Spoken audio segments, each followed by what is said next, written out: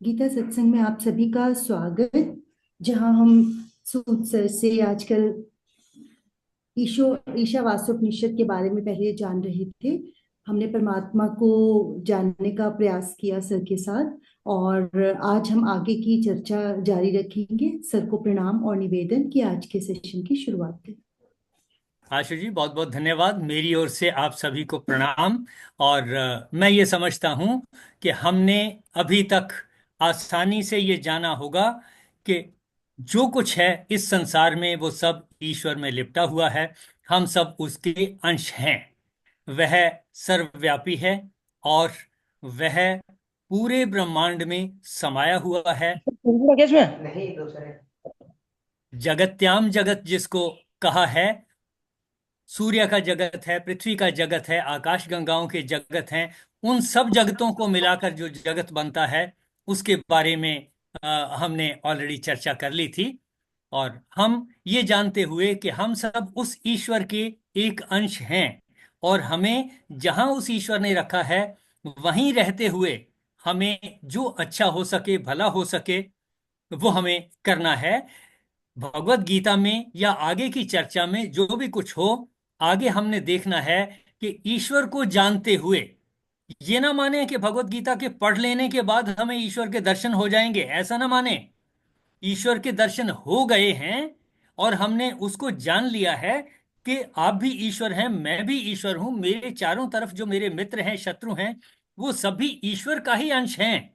ऐसा मान करके हम चल रहे हैं। मित्र और शत्रु एक जैसे ही हैं, एक ही तरीके के हैं। जैसे मेरे दो हाथ हैं, बायां और दाहिना, ये एक दूसरे से लड़ते नहीं हैं। मेरी दो आंखें हैं, एक दूसरे से झगड़ा नहीं करती हैं कि तूने ये देख लिया, तूने वो देख लिया। मेरे नाक के दो नॉस्ट्रिल जो हैं झगड़ा नहीं करते कि तूने इस स्मेल को क्यों लिया, मुझे दूसरी स्मेल चाहिए थी। यानी कि हमारे शरीर के अंग एक दूसरे से मिलकर के चलते हैं, झगड़ा नहीं करते। इसी तरह से अगर हम उस ईश्वर के अंश हैं तो हमें वो तरीका निकालना है जिससे हम मिलजुल करके चलें, एक दूसरे के साथ मिलजुल करके काम करें और प्रगति करें। ऐसा मैं मान करके चलता हूं। और इस काम को करने के लिए लड़ाई कितनी आवश्यक है, जो भगवत गीता में उपदेश आया वो कितना सार्थक है हमारे जीवन में, इससे रिलेटेड युद्ध हमारे जीवन में क्या है, इसको समझने के लिए हम स्टार्ट करेंगे भगवत गीता से। आशु जी, मैं आपसे निवेदन करूंगा, आप इसके पहले श्लोक का अथ श्रीमद् भगवत गीता से लेकर के पहले श्लोक को पढ़ दें, फिर हम उसको समझने का प्रयास करेंगे। आज श्री परमात्मने नमः।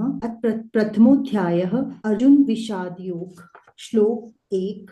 धृतराष्ट्र उवाच धर्मक्षेत्रे कुरुक्षेत्रे समवेतायुयुत्सवः मामकः पाण्डवाश्चैव किम कुर्वत संजय। धृतराष्ट्र बोले, हे संजय, धर्म भूमि कुरुक्षेत्र में एकत्रित युद्ध की इच्छा वाले मेरे और पांडु के पुत्रों ने क्या किया। बहुत बहुत धन्यवाद। हम इसके ऊपर चर्चा कर लेते हैं, क्या इसका मीनिंग है। तो श्लोक में कहा, जब हम इसका पदच्छेद करते हैं तो वहां पर है, हे संजय, धर्म क्षेत्रे कुरुक्षेत्रे, धर्म भूमि कुरुक्षेत्र में समवेता एकत्रित हुए, युयुत्सव युद्ध की इच्छा वाले, माम का मेरे, च और एव पांडवा और पांडु के पुत्रों ने, किम अकुर्वत क्या किया। अब सबसे पहला प्रश्न यह है कि कुरुक्षेत्र को धर्म क्षेत्र क्यों कहा है, इसको समझने की कोशिश करेंगे। जो मेरी समझ में आया उसके अनुसार मैं बात करूंगा, आपके अपने विचार हो सकते हैं। क्या इसका मतलब यह है कि कुरुक्षेत्र पूरी दुनिया में या पूरे ब्रह्मांड में एक ही ऐसी जगह है जो धर्म क्षेत्र है, या कि ऐसे और भी धर्म क्षेत्र हो सकते हैं? सोचें जरा इसको। कहा धर्म क्षेत्रे कुरुक्षेत्रे, धर्म क्षेत्र कुरुक्षेत्र में। तो पहला ही सवाल है कि क्या धर्म क्षेत्र कुरुक्षेत्र ही है, इसके अलावा और जितने क्षेत्र हैं वो धर्म नहीं है? क्या मेरा घर, मेरा पड़ोस, मेरा मोहल्ला, मेरा शहर, मेरा गांव, ये सब धर्म क्षेत्र हैं या नहीं है, इस पे भी सोचें जरा। जो मेरी समझ में आया उसके अनुसार मैं कहूंगा कि सभी जगह धर्म क्षेत्र हैं, चाहे वो कुरुक्षेत्र हो, चाहे और क्षेत्र हो, कोई भी जगह हो। धर्म क्षेत्र कुरुक्षेत्र को महाभारत के युद्ध के लिए चुना गया कि लड़ाई यहां लड़ी जाएगी। इसका मतलब ये कि सबने, दोनों तरफ की सेनाओं ने मिलकर के निर्णय कर लिया, या जिस भी तरह से निर्णय हुआ हो कि हाँ ठीक, बाकी जगह को छोड़ करके लड़ाई यहां लड़ी जाएगी। यानी जहां लड़ाई लड़ी जाएगी वो धर्म क्षेत्र है। लड़ाई का लड़ा जाना भी धर्म है। ये सबसे पहली समझ में आनी चाहिए। ये बात मुझे इस तरीके से समझ में आती है कि इस शब्द को क्यों इस्तेमाल किया गया होगा। असलियत मैं नहीं कह सकता, आपके हर एक के अपने विचार हो सकते हैं, लेकिन धर्म क्षेत्र कुरुक्षेत्र, यानी युद्ध के लिए जो कुरुक्षेत्र चुना गया, या युद्ध के लिए कोई और जगह चुन लें, या मेरे परिवार से रिलेटेड कोई झगड़े चल रहे हैं तो मेरा युद्ध क्षेत्र मेरा घर हो सकता है। मेरे पड़ोसियों से कोई झगड़ा है तो मेरा युद्ध क्षेत्र मेरा पड़ोस हो सकता है। मेरे मेरे जहां मैं काम करता हूं वहां कोई झगड़े हो सकते हैं तो मेरा युद्ध क्षेत्र वहां भी हो सकता है। तो इस तरह से जो भी युद्ध क्षेत्र हैं, यानी जहां हम डिसाइड करते हैं कि लड़ाई लड़ी जानी है, वो धर्म क्षेत्र ही माने जाएंगे। यानी कि युद्ध को भी धर्म माना जाए। इसी संदर्भ में मैं एक श्लोक जो आधा हम पढ़ते हैं और आधा सुनते आए हैं उसको पूरा पढ़ दूं। अहिंसा परमो धर्म है, इतना हम पढ़ते आए हैं, सुनते आए हैं। लेकिन यही श्लोक जब पूरा पढ़ते हैं तो ये है तथैव, इसके बाद है अ, अहिंसा परमो धर्म है, धर्म हिंसा तथैव च, धर्म हिंसा तथैव च, धर्म के लिए हिंसा करना भी उतना ही है जैसे अहिंसा है। अहिंसा परम धर्म है, वैसे ही लड़ाई लड़ना भी परम धर्म है। कब? धर्म के लिए जब लड़ी जाए, धर्म के लिए जब लड़ाई लड़ी जाए वो भी उतना ही धार्मिक माना जाएगा।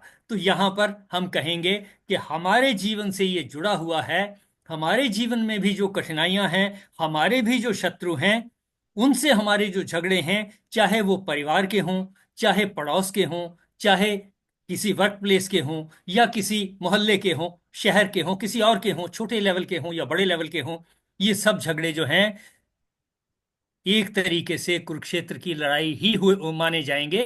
यहां पर धृतराष्ट्र कह रहे हैं संजय से कि हे संजय, धर्म भूमि कुरुक्षेत्र में, यानी जहां लड़ाई लड़ने का डिसाइड कर लिया वो जगह धर्म क्षेत्र ही मानी जाएगी। वो लड़ाई युद्ध की हो सकती है, दूसरे कंट्री के साथ हो सकती है, आपस में घर परिवार में मोहल्ले में हो सकती है, किसी की कानूनी तौर पर भी हो सकती है। तो किसी भी तरीके की लड़ाई हो उसको धर्म की लड़ाई ही मान करके आगे चलेंगे तो हमें भगवत गीता को समझना आसान होगा।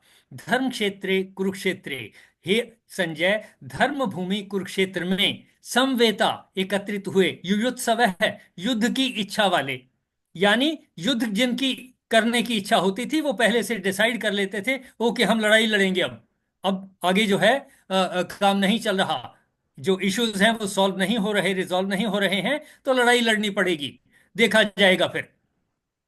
तो इस तरीके से माम का पांडवाश्चैव, मेरे और पांडु के पुत्रों ने किम अकुर्वत, क्या किया। इस श्लोक में किसी का कोई प्रश्न? फिर आगे चलेंगे। इसमें हमने मूलतः यह समझने का प्रयास किया कि लड़ाई लड़ना भी, जब लड़ाई धर्म के लिए लड़ी जानी है, वह भी परम धर्म है, और इसका क्षेत्र कोई भी हो वह भी एक तरीके से युद्ध क्षेत्र ही है। और इस तरह से हमारे जीवन में भी जो कुछ है युद्ध क्षेत्र, हमारे सामने की लड़ाई भी ऐसी ही लड़ाई है। और इस लड़ाई में हमारे सामने भी उसी तरह की कठिनाइयां आएंगी जो हम आगे देखेंगे। जैसी अर्जुन ने महसूस किया वैसी ही प्रॉब्लम्स हम भी महसूस करेंगे। और उनको कृष्ण जी ने कैसे समझाया, कैसे बताया? वो तो कहता था कि भाई मेरे से लड़ाई नहीं होगी, ये मेरे जो हैं रिश्तेदार हैं, मुझे नहीं लड़ना इनसे, ये मुझे मार दें कोई फर्क नहीं पड़ता, लेकिन मुझे नहीं लड़ाई लड़नी। ऐसा कह के वो तो बस उसका मोराल डाउन हो गया और मूड खराब करके रथ के पिछले हिस्से में जाकर के बैठ गया। ये मैं पहले अध्याय के अंतिम उसकी बात कर रहा हूं। और ये सिचुएशन थी कि ऐसी सिचुएशन में क्या किया जाए। तो पहला अध्याय है कि उस समय क्या परिस्थितियां थी, उनकी चर्चा हो रही है। आशु जी दूसरे श्लोक पे चलें। जी सर। चलिए। संजय उवाच दृष्ट्वा तु पाण्डवानीकं व्यूढं दुर्योधनस्तदा आचार्यमुपसंगम्य राजा वचनमब्रवीत्। संजय बोले, उस समय राजा दुर्योधन ने व्यूह रचना युक्त पांडवों की सेना को देखकर और द्रोणाचार्य के पास जाकर यह वचन कहा। देखें, इसको समझते हैं थोड़ा सा। समझने में आसान ही है, ज्यादा मुश्किल नहीं आएगी। तदा उस समय राजा दुर्योधन ने व्यूढ़म व्यूह रचना युक्त, यानी एक दूसरे की सेना को देख लिया कि इनकी रचना कैसी है, संरचना कैसी है, कि हम कैसे लड़ाई लड़ेंगे। जैसे मल्ल युद्ध में आमने सामने दिखाई दे जाता है कि ये भारी है, मैं हल्का हूं, मुझे कौन सा दाव लगाना है। उस सेना में कैसे लोग हैं, किस तरीके से ऑर्गेनाइज्ड हैं, हमने लड़ाई कैसे लड़ी जानी है, यानी कि ये सारा कुछ उनके सामने ही था। किस तरीके से एक दूसरे की सेना, उन्होंने दोनों पक्षों ने कैसे अपने अपने सेनाओं को ऑर्गेनाइज किया है, ये सामने था। तदा उस समय राजा दुर्योधन ने व्यूढ़म व्यूह रचना युक्त पांडवानीकम पांडवों की सेना को दृष्टवा देखकर, तू और आचार्यम उपसंगम्य द्रोणाचार्य के या आचार्य द्रोणाचार्य के पास जाकर कहा, वचनम अब्रवीत, यह वचन कहा। तो देखते हैं क्या कहा गया। चलिए आशु जी अगले श्लोक पे चलते हैं, क्या कहा। पश्येतां पाण्डुपुत्राणाम् आचार्य महतीं च मूं व्यूढां द्रुपदपुत्रेण तव शिष्येण धीमता। हे आचार्य, आपके बुद्धिमान शिष्य द्रुपद पुत्र धृष्टद्युम्न द्वारा व्यूहाकार खड़ी की हुई पांडुपुत्रों की इस बड़ी भारी सेना को देखिए। देखिए यहां पर किसने कहा और क्या कहा। आचार्य, हे आचार्य, तब आपके धीमता बुद्धिमान शिष्येण शिष्य, कौन सा शिष्य? द्रुपद द्रुपद पुत्र जो है, द्रुपद पुत्र उसका नाम धृष्टद्युम्न, उसके द्वारा, यानी कि सेना किसने ऑर्गेनाइज की? द्रुपद पुत्र धृष्टद्युम्न ने। द्रुपद पुत्र धृष्टद्युम्न द्वारा व्यूहाकार खड़ी की हुई। कैसे? व्यूह में खड़ी की हुई, व्यूह में तैयार करके सेना को खड़ा किया हुआ है। व्यूहाकार खड़ी की हुई कौन सी सेना? पांडु पुत्र नाम, पांडु पुत्रों की सेना। यानी कि लड़ाई में ऐसा नहीं कि सिर्फ 5 पांडु ही थे, उनके साथ भी सेना थी। जो भी सेना थी उसके बारे में कहा कि उन्होंने दिखा दिया, बता दिया कि इस तरीके से उनकी रचना है। एताम, इस महतीम, बड़ी महत, बड़ा, बड़ी भारी सेना को देखिए। कि कहा कि अब आप इस सेना को देख लीजिए, ऐसा आचार्य को कहा गया। आगे चलते हैं आशु जी। अत्र शूरा महेश्वासा भीमार्जुन समायुधि युयुधानो विराटश्च द्रुपदश्च महारथः। हम इसके साथ ही पांचवा और छठा श्लोक भी एक साथ पढ़ लेंगे। दृष्टकेतुश्चेकितानः काशीराजश्च वीर्यवान् पुरुजित् कुन्तिभोजश्च शैब्यश्च नरपुङ्गवः युधामन्युश्च विक्रान्त उत्तमौजाश्च वीर्यवान् सौभद्रौ द्रौपदेयाश्च सर्व एव महारथाः।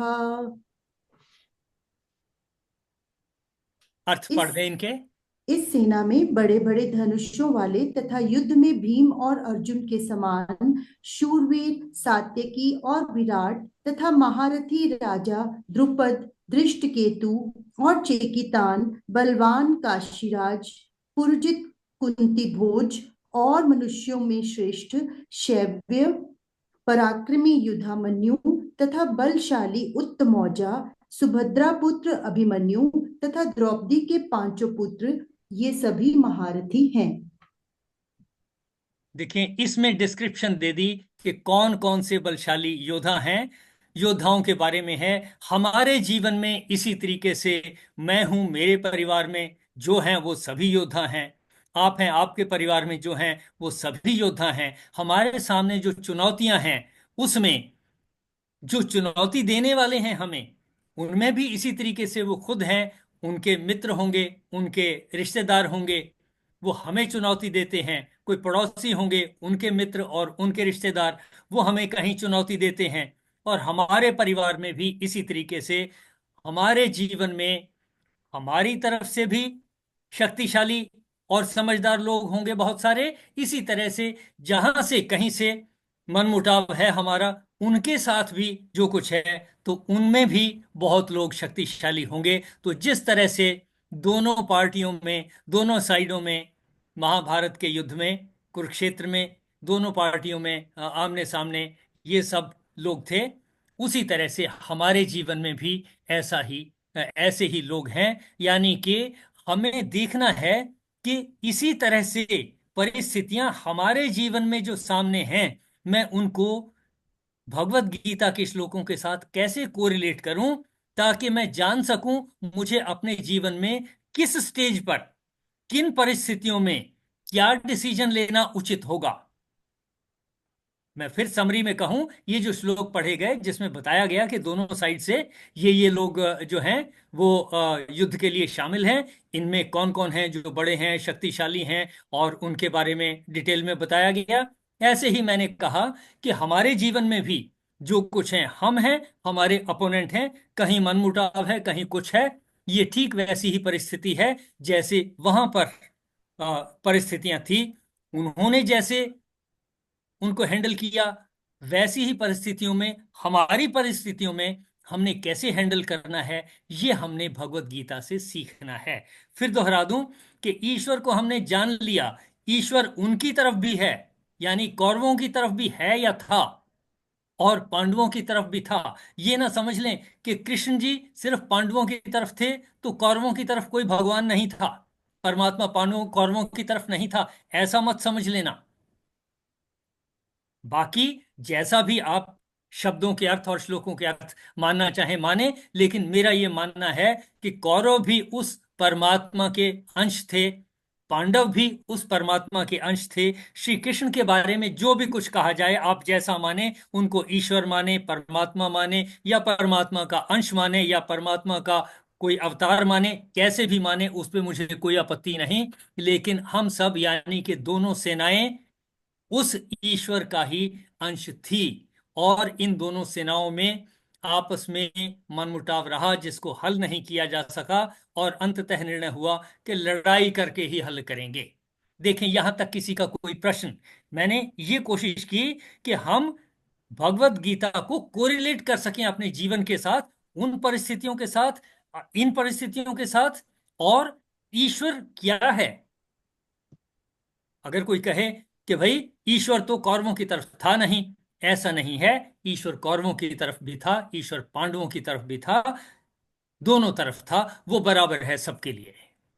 देखें किसी का कोई प्रश्न, नहीं तो फिर आगे चलेंगे, एक श्लोक, एक दो श्लोक और आगे पढ़ सकते हैं। चलिए आशु जी। अस्माकं तु विशिष्टा ये तान्निबोध द्विजोत्तम, नायका मम सैन्यस्य संज्ञार्थं तान् ब्रवीमि ते। भवान् भीष्मश्च कर्णश्च कृपश्च समितिञ्जयः अश्वत्थामा विकर्णश्च सौमदत्तिस्तथैव च अन्ये च बहवः शूरा मदर्थे त्यक्तजीविताः प्रहरणाः सर्वे युद्ध विशारदा। हे ब्राह्मण श्रेष्ठ, अपने पक्ष में जो विशेष हैं उनको आप समझ लीजिए। आपकी जानकारी के लिए मेरी सेना के जो जो सेनापति हैं उनको बतलाता हूँ।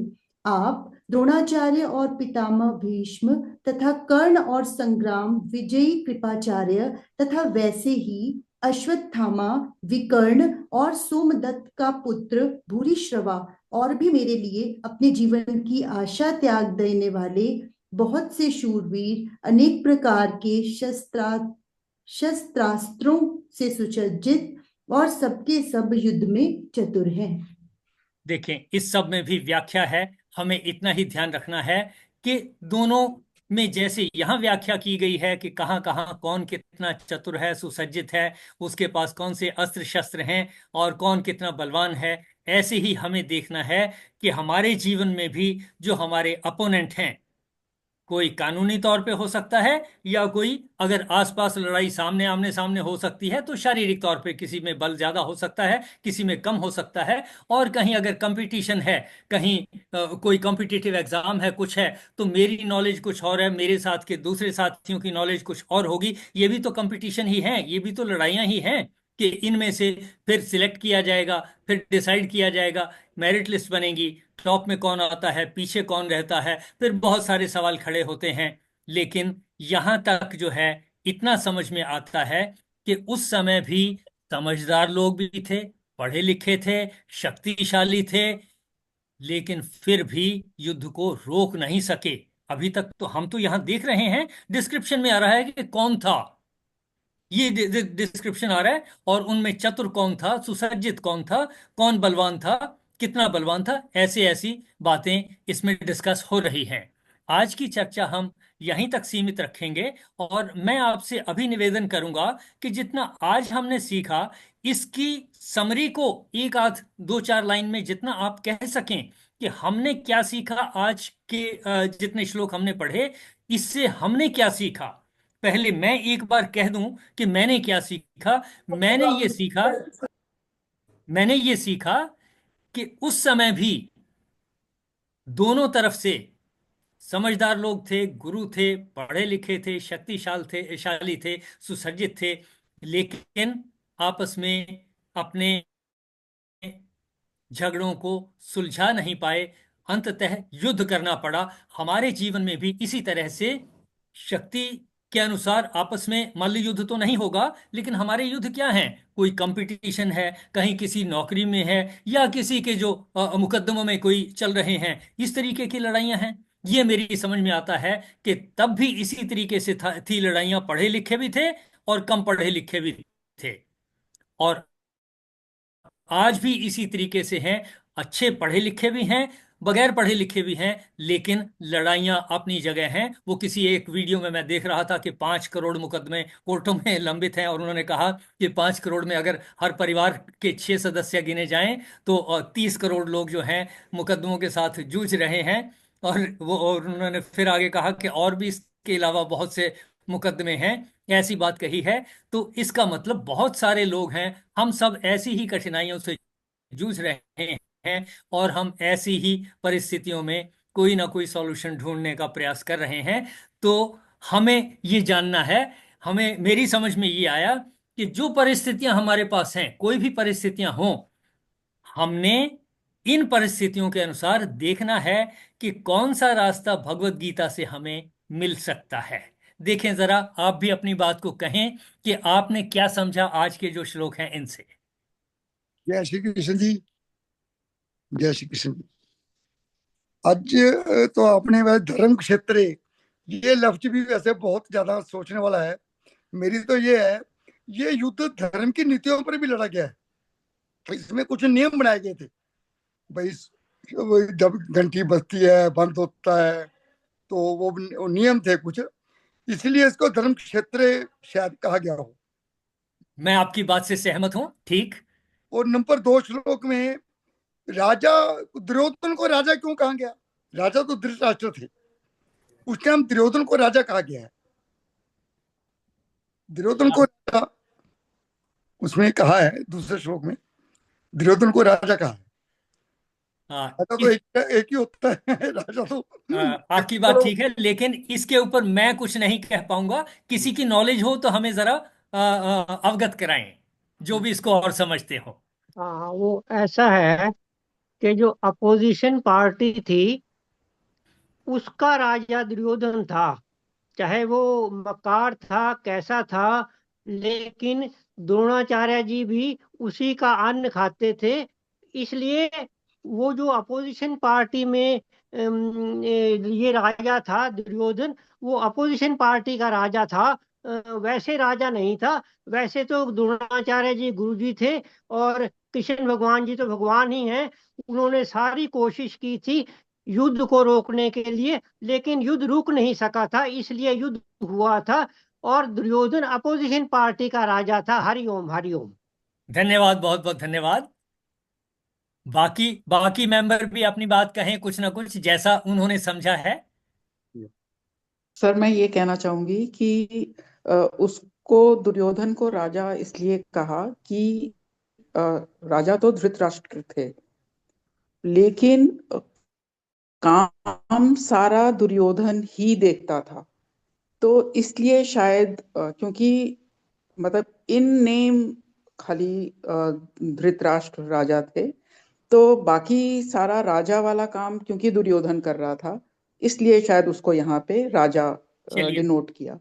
अदरवाइज जो ठीक मेरे ठीक, को बहुत समझ में अच्छा। आया कि मैं ये कहूंगा हर कि हर वो राजा थे या उनको राजा क्यों कहा, इससे हमारे जीवन के ऊपर कोई बहुत कोई बड़ा फर्क असर, फायदा होता नजर नहीं आता। नहीं इसलिए आता। हाँ इसके जी। ऊपर हम चर्चा सीमित रखेंगे। हम हाँ उन जी, चीजों पे ज्यादा चर्चा करेंगे जो हमारे जीवन को प्रभावित करती है। प्रभावित करती है।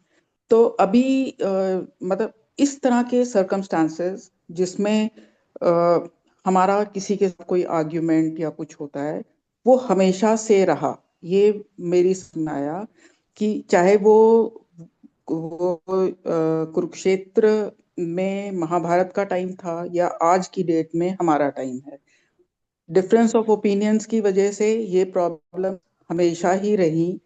लेकिन और अपनी सारी कोशिश करने के बाद भी अगर वो मामला नहीं सुलझ पाता है ठीक से, एक कॉर्डियल एटमॉस्फेयर में उसको हम नहीं ठीक कर पाते हैं, तो जिस जगह पे भी वो होगा वो जगह धर्म क्षेत्र ही होगा। क्योंकि जो भी करना आगे बढ़ाएगा या जो उसको फैसला करवाना चाहेगा कि मैं सही हूँ, पर दूसरे तरफ भी बराबर के ही समझदार लोग होते हैं। तो भी कोशिश तो ये होनी चाहिए कि मिलके हो सके और ये झगड़े आगे बढ़े ना। पर अगर बढ़ते हैं तो उनको आराम से समझना चाहिए। और ये चीजें हमेशा रही हैं। और आगे हम जो गीता पढ़ेंगे, भगवत गीता पढ़ेंगे, उसमें हम यही सीखेंगे कि हम इनको कैसे अपनी लाइफ में उतारें और हम उसको आसानी से सुलझा सकें। हाँ सुनीता जी, बहुत अच्छे से आपने समराइज किया और बहुत सिंपल तरीके से आपने बयान किया कि हमारी रेलेवेंस जो है भगवत गीता की हमारे जीवन के साथ किस तरीके से हम तालमेल बिठाएंगे और कैसे सीखेंगे। बहुत बहुत धन्यवाद, बहुत अच्छा किया। चलिए आशु जी, टाइम हो चुका है। आज की चर्चा यहीं समाप्त करेंगे और मैं कहूँगा आप शांति पाठ करें और समापन की ओर चलें। ओम पूर्णमदः पूर्णमिदं पूर्णात् पूर्णमुदच्यते पूर्णस्य पूर्णमादाय पूर्णमेवावशिष्यते। ओम शांति शांति शांति। आप सबका बहुत बहुत धन्यवाद और मेरी ओर से सभी को प्रणाम। सभी की ओर से सर का भी बहुत बहुत धन्यवाद। कल मिलते हैं अगले श्लोकों के साथ। Thank you everyone. प्रणाम। जय श्री कृष्ण।